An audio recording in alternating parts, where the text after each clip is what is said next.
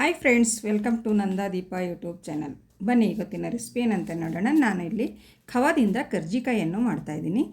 ಮೇಲಿಂದ ತುಂಬಾ ಕ್ರಿಸ್ಪಿಯಾಗಿರುತ್ತೆ, ಒಳಗಿಂದ ತುಂಬಾ ಸಾಫ್ಟ್ ಆಗಿರುತ್ತೆ, ಬಾಯಿಲಿಟ್ಟರೆ ಕರಗೋಗುತ್ತೆ. ಅಷ್ಟೊಂದು ರುಚಿಯಾಗಿರುವ ಈ ಕರ್ಜಿಕಾಯಿ ಹೇಗೆ ಮಾಡೋದು ಅಂತ ನೋಡೋಣ ಬನ್ನಿ ಫ್ರೆಂಡ್ಸ್. ಇಲ್ಲಿ ನಾನು ಮೊದಲಿಗೆ ಒಂದು ಪಾತ್ರೆಯನ್ನು ತಗೊಂಡು ಅದಕ್ಕೆ ಜರಡಿಯನ್ನು ಇಟ್ಕೊಂಡು ನಾನು ಇಲ್ಲಿ 2 ಕಪ್ಪಷ್ಟು ಮೈದಾ ಹಿಟ್ಟನ್ನು ತಗೋತಾ ಇದ್ದೀನಿ. ನೋಡಿ, ಈ ರೀತಿ ನಾನು ಮೈದಾ ಹಿಟ್ಟನ್ನು ಸೋಸ್ಕೊತಾ ಇದ್ದೀನಿ. ಸೋಸ್ಕೊಂಡು ತಗೊಳ್ಳಿ, ಒಳಗಡೆ ಏನಾದರೂ ಇದ್ರೂ ಅದು ಮೇಲ್ಗಡೆ ಬರುತ್ತೆ. ನಾವು ಸೋಸ್ಕೊಂಡು ತೊಗೊಳ್ಬೇಕಾಗುತ್ತೆ. ನೋಡಿ, ಮೈದಾ ಹಿಟ್ಟನ್ನು ಇವಾಗ ನೋಡಿ ಈ ರೀತಿ ಆಗಿದೆ. ಸೋಸ್ಕೊಂಡಾದಮೇಲೆ ಅದಕ್ಕೆ ಒಂದು ಸ್ವಲ್ಪ ನಾನು ಉಪ್ಪನ್ನು ಸೇರಿಸ್ತಾ ಇದ್ದೀನಿ. ಮತ್ತು ನಾನು ಇಲ್ಲಿ 2 ಸ್ಪೂನಷ್ಟು ತುಪ್ಪವನ್ನು ಹಾಕೋತಾ ಇದ್ದೀನಿ. ನೋಡಿ, ಅದು ತುಪ್ಪ ಸ್ವಲ್ಪ ಕಾಯಿಸ್ಕೊಂಡು ಹಾಕಿದ್ದೀನಿ. ನೋಡಿ, 2 ಸ್ಪೂನಷ್ಟು ತುಪ್ಪ ಹಾಕಿದ ಮೇಲೆ ನಾವು ಚೆನ್ನಾಗಿ ಒಂದು ಸರಿ ಮಿಕ್ಸ್ ಮಾಡ್ಕೊಳ್ಬೇಕು. ನೋಡಿ, ಈ ರೀತಿ ಮಿಕ್ಸ್ ಆದಮೇಲೆ ನಾವು ಇವಾಗ ನೀರನ್ನು ಹಾಕ್ಕೊಂಡು ಇದನ್ನು ನಾದ್ಕೊಳ್ಬೇಕಾಗುತ್ತೆ. ನೋಡಿ, ಈ ರೀತಿ ಆದಮೇಲೆ ನಾವು ನೀರನ್ನು ಹಾಕ್ಕೊಂಡು ನಾದ್ಕೊಳ್ಬೇಕು. ನಾವು ಚಪಾತಿ ಹಿಟ್ಟನ್ನ ನಾದ್ಕೋತೀವಲ್ಲ, ಅದೇ ರೀತಿ ನಾವು ಈ ಹಿಟ್ಟನ್ನು ಕೂಡ ನಾದ್ಕೊಳ್ಬೇಕು.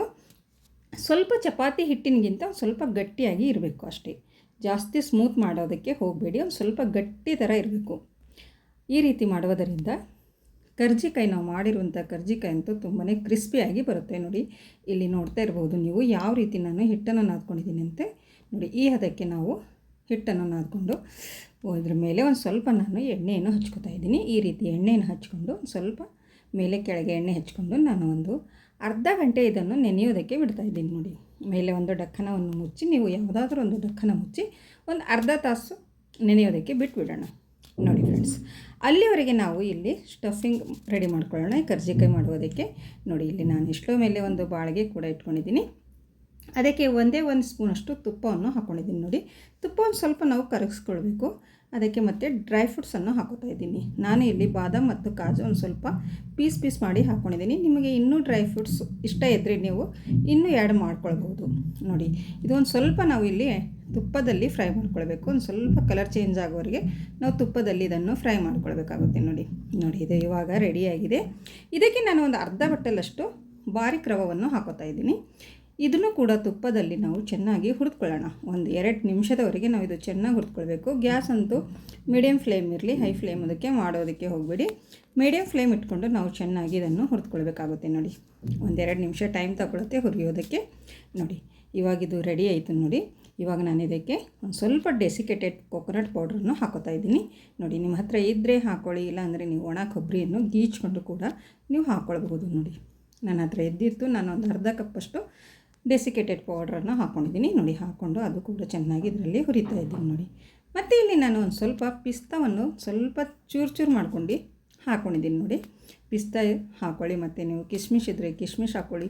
ನಿಮ್ಮ ಹತ್ರ ಇನ್ನೂ ಡ್ರೈ ಫ್ರೂಟ್ಸ್ ಏನೇನಿರುತ್ತೋ ನಿಮಗೆ ಇಷ್ಟ ಆಗಿದ್ದನ್ನು ನೀವು ಹಾಕ್ಕೊಳ್ಬೋದು. ಇವಾಗ ಇದು ರೆಡಿಯಾಗಿದೆ. ಒಂದು ಪ್ಲೇಟಲ್ಲಿ ತೆಕ್ಕೊಂಡಿದ್ದೀನಿ. ನೋಡಿ ಫ್ರೆಂಡ್ಸ್, ಮತ್ತು ಅದೇ ಬಾಳಿಗೆಗೆ ನಾನು ಇಲ್ಲಿ ಖವಾವನ್ನು ತೊಗೊಂಡಿದ್ದೀನಿ. ನೋಡಿ, ಒಂದು ಸ್ವಲ್ಪ ಖವಾವನ್ನು ತಗೊಂಡು ನಾನು ಇಲ್ಲಿ ಖವಾವನ್ನು ಕೂಡ ಅದೇ ಬಾಳಿಗೆಯಲ್ಲಿ ಹುರಿದುಕೋತಾ ಇದ್ದೀನಿ. ಗ್ಯಾಸ್ ಅಂತೂ ಲೋ ಫ್ಲೇಮಲ್ಲಿರಲಿ. ಫುಲ್ ಲೋ ಫ್ಲೇಮಲ್ಲಿ ಇಟ್ಕೊಂಡು ನಾವು ಇದನ್ನು ಚೆನ್ನಾಗಿ ಹುರಿದುಕೊಳ್ಬೇಕು. ನೋಡಿ, ಮಿಕ್ಸ್ ಮಾಡ್ತಾ ಇದ್ದಂತೆ ಇದು ಲೂಸ್ ಆಗುತ್ತಾ ಬರುತ್ತೆ.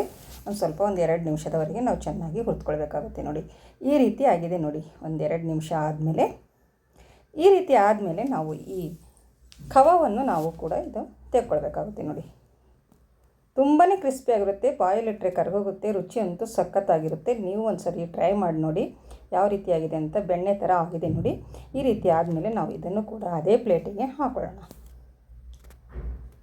ನೋಡಿ ಫ್ರೆಂಡ್ಸ್, ಅದೇ ಪ್ಲೇಟಿಗೆ ಹಾಕೋತಾ ಇದ್ದೀನಿ. ಮತ್ತು ಒಂದು ಸ್ವಲ್ಪ ಅರ್ಧ ಬಟ್ಟಲಷ್ಟು ಸಕ್ಕರೆ ಪೌಡ್ರನ್ನು ಹಾಕ್ಕೊಂಡಿದ್ದೀನಿ. ಮಿಕ್ಸಿ ಮಾಡಿಕೊಂಡು ನೀವು ನೋಡಿಕೊಂಡು ಸಕ್ಕರೆಯನ್ನು ಹಾಕ್ಕೊಳ್ಬೋದು. ಮತ್ತು ಒಂದು ಸ್ವಲ್ಪ ಇಲಂಚಿ ಪೌಡ್ರನ್ನು ಹಾಕ್ಕೊಂಡಿದ್ದೀನಿ. ನೋಡಿ, ಇಲಂಚಿ ಪೌಡ್ರನ್ನು ಹಾಕ್ಕೊಂಡಿದ್ದ ಮೇಲೆ ನಾವು ಚೆನ್ನಾಗಿ ಇದನ್ನು ಮಿಕ್ಸ್ ಮಾಡ್ಕೊಳ್ಬೇಕು. ಫುಲ್ ಎಲ್ಲ ರವೆ ಮತ್ತು ಕೊಕೊನಟ್ ಪೌಡರ್ ಮತ್ತು ಖವಾ ಮತ್ತು ಸಕ್ಕರೆ, ಡ್ರೈ ಫ್ರೂಟ್ಸ್ ಎಲ್ಲ ಚೆನ್ನಾಗಿ ಮಿಕ್ಸ್ ಆಗಬೇಕು. ನೋಡಿ, ಈ ರೀತಿ ನೋಡ್ತಾ ಇರ್ಬೋದು ನೀವು ಯಾವ ರೀತಿ ಆಗಿದೆ ಅಂತ. ಈ ರೀತಿ ನಾವು ಚೆನ್ನಾಗಿ ಮಿಕ್ಸ್ ಮಾಡಿಕೊಂಡು ಇಟ್ಕೊಳ್ಳೋಣ. ಮತ್ತು ಇಲ್ಲಿ ಹಿಟ್ಟು ಒಂದು ಅರ್ಧ ಗಂಟೆ ಆಗಿದೆ. ಅರ್ಧ ಗಂಟೆ ನಿಮ್ಮ ಹತ್ರ ಟೈಮ್ ಇದ್ದರೆ 1 ಗಂಟೆ ನೆನೆಸ್ಕೊಳ್ಳಿ, ತುಂಬ ಸೂಪರಾಗಿ ನೆನೆಯುತ್ತೆ.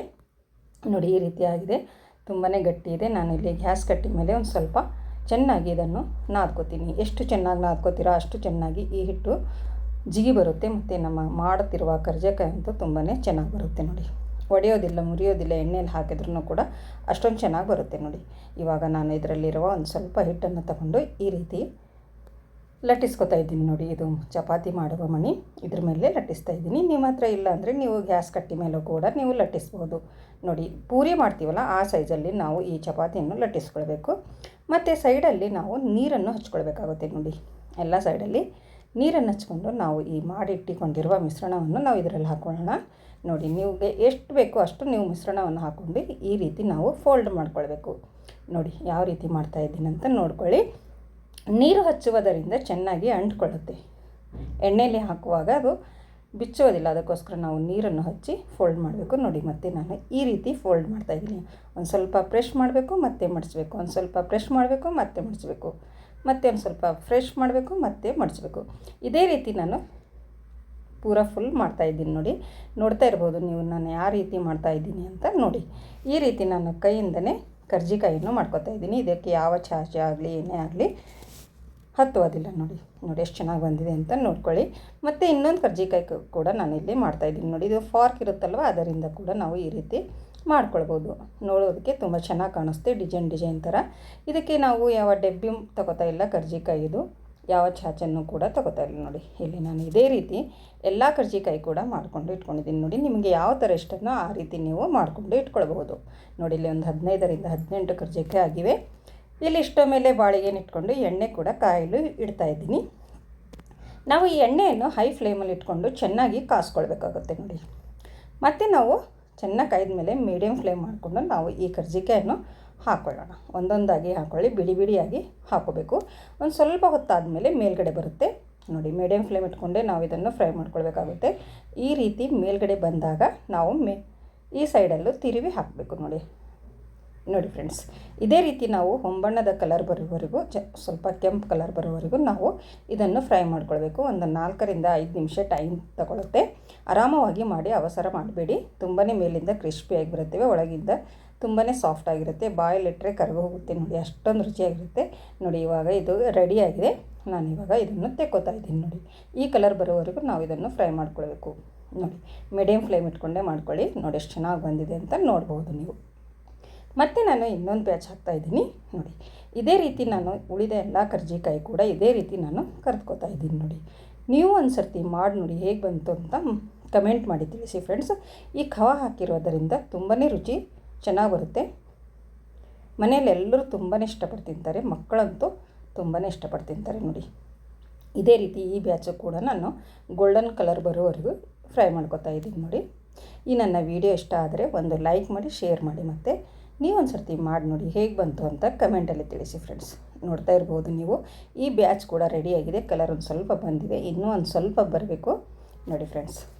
ಇವಾಗ ಬಂದಿದೆ ನೋಡಿ. ಈ ಕಲರ್ ಬರೋವರೆಗೂ ನಾವು ಚೆನ್ನಾಗಿ ಫ್ರೈ ಮಾಡ್ಕೊಳ್ಬೇಕಾಗುತ್ತೆ. ನೀವು ಮೀಡಿಯಮ್ ಫ್ಲೇಮ್ ಇಟ್ಕೊಂಡೇ ಫ್ರೈ ಮಾಡ್ಕೊಳ್ಳಿ, ಹೈ ಫ್ಲೇಮೇ ಇಟ್ಕೊಳ್ಳೋದಕ್ಕೆ ಹೋಗಬೇಡಿ. ಹೈ ಫ್ಲೇಮಲ್ಲಿ ಇಟ್ಕೊಂಡಿದ್ರೆ ಏನಾಗುತ್ತೆ ಅಂತಂದರೆ ಮೇಲ್ಗಡೆ ಗುಳ್ಳೆ ಗುಳ್ಳೆ ಥರ ಬರುತ್ತೆ ನೋಡಿ. ಕರ್ಜಿಕಾಯಿ ಮೇಲ್ಗಡೆ ಗುಳ್ಳೆ ಗುಳ್ಳೆ ಥರ ಬರುತ್ತೆ, ಒಳಗಿಂದ ಚೆನ್ನಾಗಿ ಅದು ಕರಿಯೋದಿಲ್ಲ. ಅದಕ್ಕೋಸ್ಕರ ನಾವು ಮೀಡಿಯಮ್ ಫ್ಲೇಮ್ ಇಟ್ಕೊಂಡೆ ನಾವು ಇದನ್ನು ಫ್ರೈ ಮಾಡ್ಕೊಳ್ಬೇಕು ನೋಡಿ. ಎಷ್ಟು ಚೆನ್ನಾಗಿ ಬಂದಿದೆ ಅಂತ ನೋಡ್ಬೋದು ನೀವು.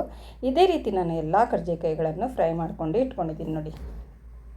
ಇವಾಗ ನಾನು ಒಂದು ಪ್ಲೇಟಲ್ಲಿ ಇಡ್ತಾಯಿದ್ದೀನಿ. ನೋಡ್ಬೋದು ನೀವು ಯಾವ ರೀತಿ ಕರ್ಜಿಕಾಯಿ ಮಾಡಿದ್ದೀನಿ ಅಂತ. ಎಷ್ಟು ನೋಡೋದಕ್ಕಂತೂ ತುಂಬಾ ಸುಂದರವಾಗಿ ಕಾಣಿಸ್ತಾ ಇದೆ ನೋಡಿ. ನೋಡಿದ್ರೆ ಇವಾಗೇ ತಿನ್ನಬೇಕು ಅನ್ನಿಸ್ತಾ ಇದೆ. ಕಲರ್ ಕೂಡ ಅಷ್ಟೇ ಚೆನ್ನಾಗಿ ಬಂದಿದೆ ನೋಡಿ. ಎಷ್ಟು ಚೆನ್ನಾಗಿ ಬಂದಿದೆ ಅಂತ ನೋಡ್ಬೋದು. ನೀವು ಒಂದು ಸರ್ತಿ ಮಾಡಿ ಹೇಗೆ ಬಂತು ಅಂತ ಕಮೆಂಟಲ್ಲಿ ತಿಳಿಸಿ. ಮನೆಯಲ್ಲಿ ಮಾಡಿಕೊಡಿ, ಎಲ್ಲರಿಗೂ ತುಂಬಾ ಇಷ್ಟವಾಗುತ್ತೆ. ಮತ್ತು ನನ್ನ ಚಾನಲನ್ನು ಯಾರು ಸಬ್ಸ್ಕ್ರೈಬ್ ಮಾಡಿಕೊಂಡಿಲ್ಲ ಅವರು ಸಬ್ಸ್ಕ್ರೈಬ್ ಮಾಡಿಕೊಳ್ಳಿ. ನನ್ನ ಮುಂದಿನ ವಿಡಿಯೋ ನೋಟಿಫಿಕೇಷನ್ ನಿಮಗಾಗಿ ತಲುಪುತ್ತದೆ. ಮತ್ತೆ ಸಿಗೋಣ ಮುಂದಿನ ವಿಡಿಯೋದಲ್ಲಿ ಹೊಸ ರೆಸಿಪಿಯೊಂದಿಗೆ, ಈಸಿ ರೆಸಿಪಿಯೊಂದಿಗೆ. ಅಲ್ಲಿವರೆಗೂ ಓಕೆ.